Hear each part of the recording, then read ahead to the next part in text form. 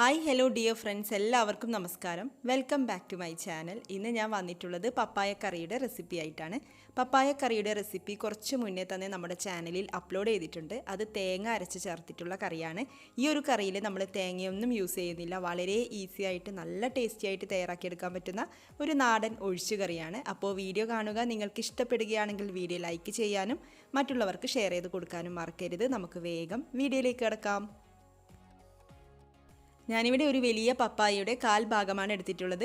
കഷ്ണങ്ങളാക്കിയ പപ്പായ ഒരു കപ്പ്, ആ ഒരു അളവിലാണ് കേട്ടോ എടുത്തിട്ടുള്ളത്. അപ്പോൾ എങ്ങനെ വേണമെങ്കിലും കട്ട് ചെയ്തെടുക്കാം, ചെറുതായിട്ടോ വലുതായിട്ടോ ഏത് സൈസിൽ വേണമെങ്കിലും കട്ട് ചെയ്തെടുക്കാം. ഇതിലേക്ക് പരിപ്പ് ചേർത്ത് കൊടുക്കുന്നുണ്ട്. 1/4 കപ്പ് പരിപ്പാണ് ചേർക്കുന്നത്. കറിക്ക് നല്ലൊരു തിക്നെസ് കിട്ടാൻ വേണ്ടിയിട്ട്, തേങ്ങ ചേർക്കുന്നില്ലല്ലോ, അപ്പോൾ കറിക്ക് നല്ലൊരു തിക്നെസ് കിട്ടാൻ വേണ്ടിയിട്ടാണ്. നന്നായിട്ട് കഴുകിയെടുത്ത പരിപ്പ് ചേർത്ത് കൊടുക്കാം. വേവ് കൂടിയ പരിപ്പൊക്കെ ആണെങ്കിൽ ഒരു 10-20 മിനിറ്റൊക്കെ ഒന്ന് കുതിർത്ത് വെച്ചതിന് ശേഷം ചേർത്ത് കൊടുക്കാം. ഇതിലേക്ക് 1-2 തണ്ട് കറിവേപ്പില ചേർത്ത് കൊടുക്കാം. ഇതിലേക്ക് ഒരു 1/2 ടീസ്പൂൺ മഞ്ഞൾപ്പൊടി ചേർത്ത് കൊടുക്കാം. അതുപോലെ മുളക് പൊടി ചേർക്കുന്നുണ്ട്. കാശ്മീരി ചില്ലി പൗഡർ ഒന്നുമല്ല, സാധാരണ മുളക് പൊടിയാണ്. 1/2 ടീസ്പൂൺ ചേർത്ത് കൊടുക്കാം. ആവശ്യത്തിന് ഉപ്പ് ചേർത്ത് കൊടുക്കാം. പിന്നെ സവാളയും പച്ചമുളകും ചേർത്ത് കൊടുക്കുന്നുണ്ട്. ഒരു സവാളയുടെ പകുതിയാണ് കേട്ടോ ചേർത്ത് കൊടുക്കുന്നത്. പിന്നെ 2 പച്ചമുളകും കൂടെ ചേർത്ത് കൊടുക്കുന്നുണ്ട്. ഒരു തക്കാളി ചേർത്ത് കൊടുക്കാം. ചെറിയ കഷ്ണങ്ങളാക്കിയിട്ട് ചേർത്ത് കൊടുക്കാം. ഇതിലേക്ക് ആവശ്യത്തിന് വെള്ളം കൂടെ ഒഴിച്ചു കൊടുക്കാം.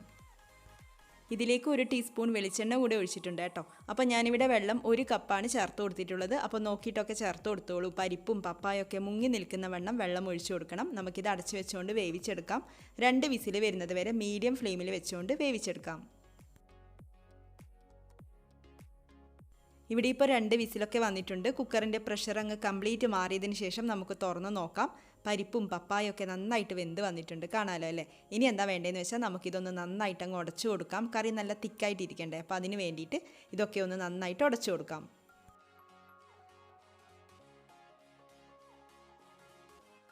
പരിപ്പ് ഇവിടെ നന്നായിട്ട് ഉടച്ചെടുത്തിട്ടുണ്ട്. പപ്പായ മുഴുവൻ തന്നെ ഉടച്ചെടുത്തില്ല, കുറച്ചൊക്കെ കഷ്ണങ്ങളായിട്ട് ഇതുപോലെ മുഴുവനായിട്ട് കഷ്ണങ്ങളായിട്ട് ഇങ്ങനെ വെച്ചിട്ടുണ്ട്. കറിയിലൊന്ന് കാണാൻ വേണ്ടിയിട്ടാണ്. അപ്പോൾ നിങ്ങളുടെ ഇഷ്ടം പോലെ ചെയ്യാം. ഇനി നമുക്കിതിലേക്ക് വെള്ളം ചേർത്ത് കൊടുക്കാം. എത്രയാണോ കറി ആവശ്യം അതിനനുസരിച്ചിട്ടൊക്കെ വെള്ളം ചേർത്ത് കൊടുക്കാം. ഞാനൊരു 1/2 കപ്പ് വെള്ളമാണ് ചേർത്ത് കൊടുക്കുന്നത്. കൂടുതലായിട്ട് ഒഴിക്കേണ്ട, ഒരു കപ്പ് വരെയൊക്കെ വെള്ളം ചേർത്ത് കൊടുക്കാം കേട്ടോ. അപ്പോൾ ഒരു 1/2 കപ്പ് വെള്ളം, ഇളം ചൂട് വെള്ളമാണ് ചേർത്ത് കൊടുത്തിട്ടുള്ളത്. ഇനി നമുക്കിത് അങ്ങോട്ട് മാറ്റി വെക്കാം. എന്നിട്ട് ഇതിലേക്ക് കടുക് താളിച്ചൊഴിക്കാം. 2 ടേബിൾ സ്പൂൺ വെളിച്ചെണ്ണ ഒഴിച്ചിട്ടുണ്ട്. വെളിച്ചെണ്ണ ചൂടായിട്ട് വരുമ്പോൾ നമുക്കിതിലേക്ക് 1 ടീസ്പൂൺ കടുക് ചേർത്ത് കൊടുക്കാം. കടുക് ഒന്ന് പൊട്ടിത്തുടങ്ങുമ്പോൾ നമുക്കിതിലേക്ക് ചുവന്നുള്ളി ചേർത്ത് കൊടുക്കാം. 4-5 ചുവന്നുള്ളി ചെറുതായിട്ട് അരിഞ്ഞത് ചേർത്തിട്ട് ഒന്ന് നന്നായിട്ട് മൂപ്പിച്ചെടുക്കാം.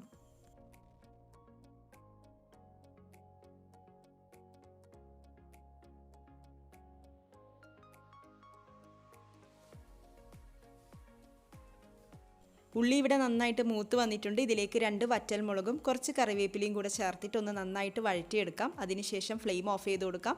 ഇത് നമുക്ക് കറിയിലേക്ക് ചേർത്തിട്ട് ഒന്ന് നന്നായിട്ട് മിക്സ് ചെയ്തെടുക്കാം. എന്നിട്ട് കറി ജസ്റ്റ് ഒന്ന് ചൂടാക്കിയെടുക്കാം. നമ്മൾ നേരത്തെ വെള്ളം ഒഴിച്ചതിന് ശേഷം ചൂടാക്കിയിട്ടില്ലല്ലോ, അപ്പം ജസ്റ്റ് ഒന്ന് ചൂടാക്കിയെടുക്കാം. ഫ്ലെയിം ഓഫ് ചെയ്ത് കൊടുക്കാം. അപ്പോൾ ഇത്രയേ ഉള്ളൂ, നമ്മുടെ വളരെ സിമ്പിളായിട്ടുള്ള പപ്പായ കറി ഇവിടെ റെഡി ആയിട്ടുണ്ട്. പപ്പായ വെച്ചിട്ട് മാത്രമല്ല, ഇതേ രീതിയിൽ നമുക്ക് ചേന വെച്ചിട്ടും വെള്ളരിക്ക വെച്ചിട്ടും കുമ്പളങ്ങ വെച്ചിട്ടൊക്കെ കറി തയ്യാറാക്കാം കേട്ടോ. അപ്പോൾ എല്ലാവരും ഒന്ന് ട്രൈ ചെയ്ത് നോക്കുക. നിങ്ങളുടെ അഭിപ്രായം കമൻസിലൂടെ അറിയിക്കുക. നമുക്കടുത്ത വീഡിയോയിൽ കാണാം. താങ്ക്